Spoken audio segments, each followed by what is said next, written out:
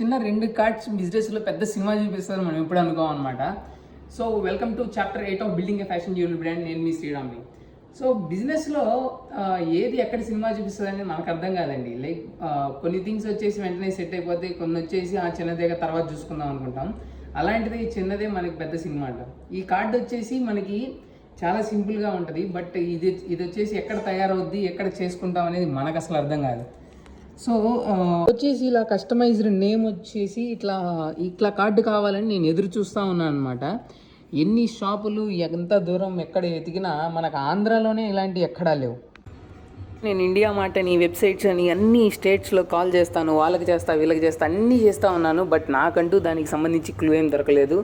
వెబ్సైట్స్లో చూసినా లేకపోతే ఇండియా మార్ట్లో చూసినా మినిమం బల్క్ ఆర్డర్లు 1 lakh 2 lakh అట్లా అడుగుతున్నారు. చైనా అంటున్నారు. లేకపోతే ఇంక ఇది ఎలా బాబు మనకైతే ఇది ఇంపార్టెంట్ నాయన అనుకుంటా ఉంటే చివరికి బాంబేకి వెళ్ళాల్సిన అవసరం వచ్చింది. సో బాంబేకి వెళ్తే అక్కడ మనకు ఒక క్లూ అయితే దొరికిందనమాట.